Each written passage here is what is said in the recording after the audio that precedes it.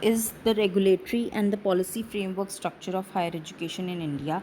As education is the part of concurrent list, and equal power is given to both central and state government to make amendments in the education sector so that better crafted courses are available for the students, and so that they can benefit it from the courses they do.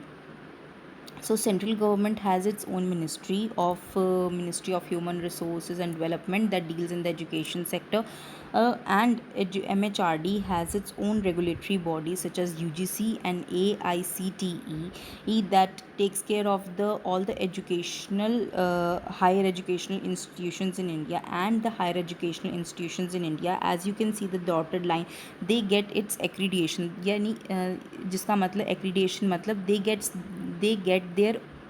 they get their quality check from these institutions such as NAC and NBA.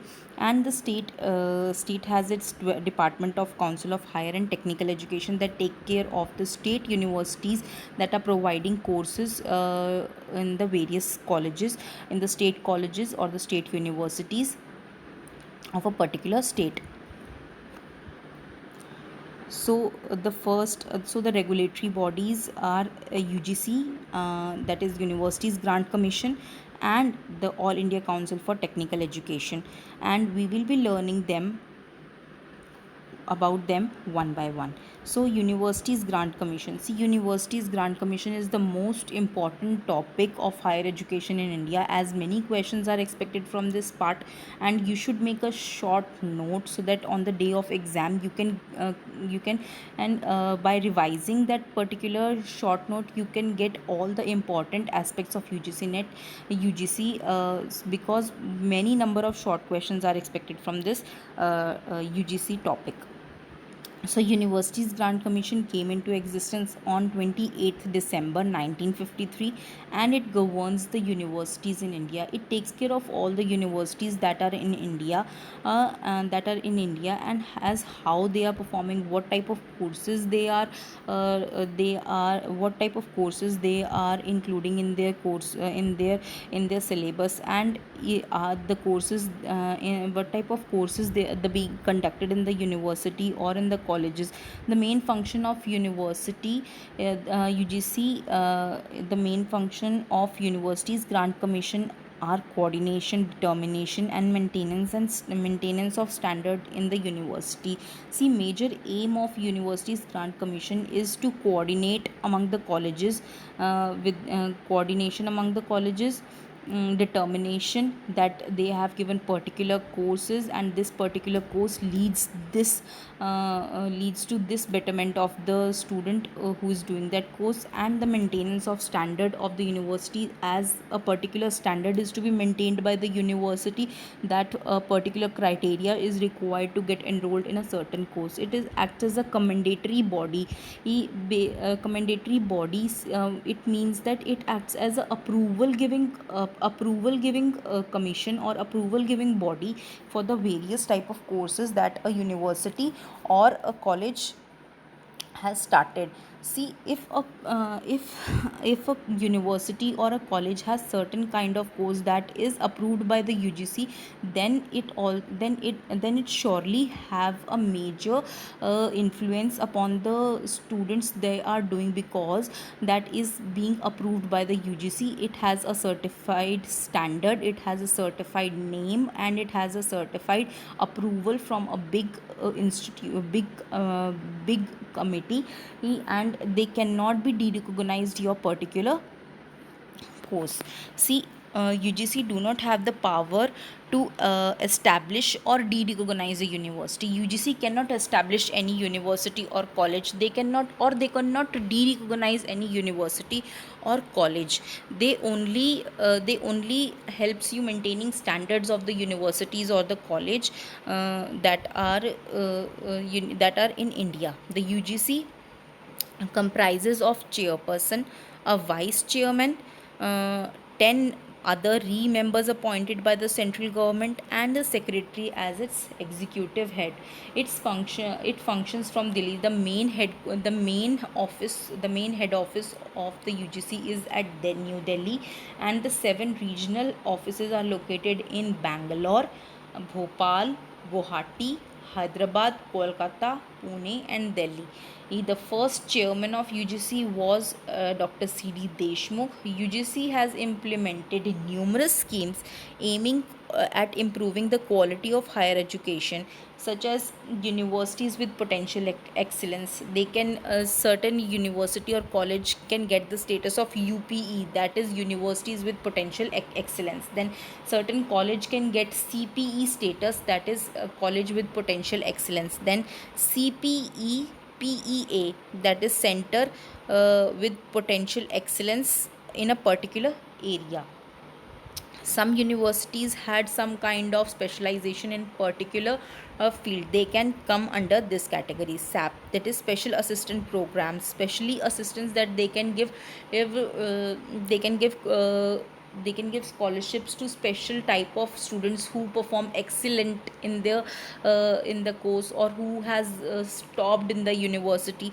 Then comes the basic research, BSR, that is basic scientific research. Universities that are being facilitated by BSR means that they have contributed towards the scientific researches. uh, then comes the All India Council of Technical Education. All India Council of Technical Education is the national apex advisory body to conduct a survey on the facilities available for the technical education and to promote development in the country. See, technical education is very important for a country's development. If there is less number of technical education, that means that country is lacking in the technical education, and there are less number of engineers or scientists in that country. So technical education needs to be more. So that there should be more number of technical education in the country, and students should get, and maximum students should get enrolled in the technical education, so that it leads to the development of the country. The AICTE is the statutory body and the national level council for the regulation of technical education in India. It was set up in 1945 on the recommendations of the Technical Education Committee of the Central Advisory Board of Education. The growth of technical education in the country before independence was very slow. Before the independence, there is very slow rate in the technical universities, as technical education requires higher requires the intelligence among the students, and people are not much devoted towards the technical education because there are less number of people showing interest in that sector. So there is less number of college engineering colleges and polytechnics, and their intake is also very less. Then comes the institutions of higher learning, that is central university. So basically, what is a central university? See, central university is the university that is established by the act of parliament. uh, the central universities, they can conduct their own admission process, they can have their own syllabus, they can conduct their own exams, and they can grant their degree to the students. Then comes the state university. State university is established by the state act. It is funded by the state government. It can conduct their own admission process, they can conduct their own exams, they can decide their own syllabus for the particular course, and they can grant degrees to the students as well. Then comes the private university. Then comes the deemed to be university.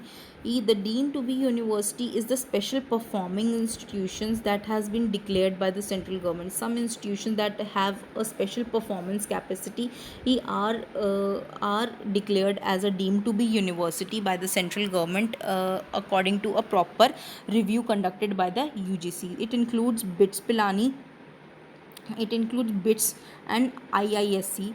BITS, the common example of BITS is BITS Pilani, BITS Goa. The deemed to be university, they can have their own syllabus, they can decide their own, they can conduct their own exams, they can have their own admission process. But the only difference among the deemed to be university is that they cannot grant their degrees. They cannot grant degrees to the students. Then comes the institutions of national importance. The institutions of national importance are the IITs and the IIMs that is established in a country. Then comes the institute under state legislature act, established or incorporated by the state legislature. For example, Sanjay Gandhi Postgraduate Institute of Medical Sciences in the Lucknow. See, as per the latest record, the total number of central universities are 50, state universities are 400, deemed to be universities are 126, private universities are 337, and institutions of national importance are 141, and institutes under state legislature act is 7. Sometimes a question can be arise from this section, such as how many central universities are there in the India. They give you 4 options and you have to select the correct one. Then comes the accreditation bodies, such as accreditation body includes National Assessment and Accreditation Council and the National Board of Accreditation.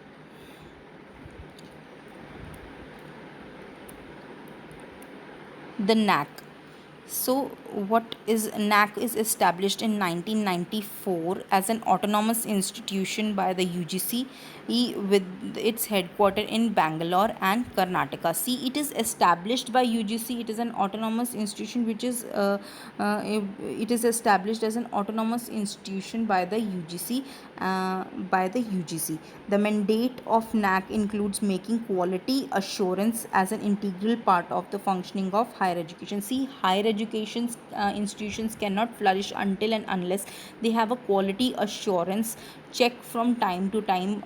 The quality assurance is regarding the particular courses they are offering to the students, and what are the parameters of the courses they are offering, and what are the parameters of the courses or the enrollment ratio they are offering in the particular course. So they have to so higher institutions needs to be under a proper check so that their functioning can be improved from time to time. The functions it functions through general council and executive council. The it comprises of policy making, educational administrators, senior academians, and from the academicians from the Indian higher education system. President of General Council is the chairperson of UGC. See, it is established by the UGC. Then the president of General Council is to be the chairperson of UGC. Then the chairperson of executive committee is the eminent academicians that is nominated by the president of General Council. NAC is supported by the advisory and consultative committee constructed from time to time. It gets support from the advisory and the consultative committees is, and according to their advice and according to their proper and according to their time to time review, a particular higher education is being accredited and the quality assurance is given to a particular institution. Then comes the National Board of Accreditation. See, National Board of Accreditation, it was initially established by the All India Council of Technical Education under section 10 in the year 1994. It was established for the periodic evaluation of the technical institutions. See, as technical education institutions are need to be checked according from time to time, so that the programs they are offering are according to the specified norms and the standards by the mentioned by the council. The National Board of Accreditation came into existence as an autonomous body from the 7th January 2010 with the objective of quality assurance and education relevance in the particular professional and the technical programs. See, the program includes engineering, management, pharmacy, architecture and the hospitality. The NBA has introduced many new processes, many new criterias and the parameters according to which accreditation is given to particular technical education. Then comes the conventional and the non-conventional learning program. See, conventional learning program includes the day teaching in the classroom, daytime teaching, or the conventional teaching, or the remote teaching that is being done in the classroom. The merits of the program is as follow, as it offers face to face communication between the teacher and the student, and the second is only the important point, only the important aspects related to the course are being taught, rather than the other extra other extra things are in other extra things. Non-conventional programs. See, some colleges give or offer non-conventional learning programs in the evening sessions also, and that are absolutely different from what from the courses that the student is pursuing in the daytime or in the daytime. So if somebody wants to who go for non-conventional program, they can go for the courses that a college offers in the evening programs. Not all the colleges offer evening courses. Some of the colleges that offer evening courses are listed as follow: the Indian Institutes of Carpet Technology in Allahabad, now and then Bhavnagar University in Gujarat gives bachelors in rural area. Then Mumbai University gives knowledge of puppetry. Then Mumbai University give also a program for gardening, which can student opt in the evening for the extra course if they want to do. uh, Thank you for watching the video. Wish you a happy learning.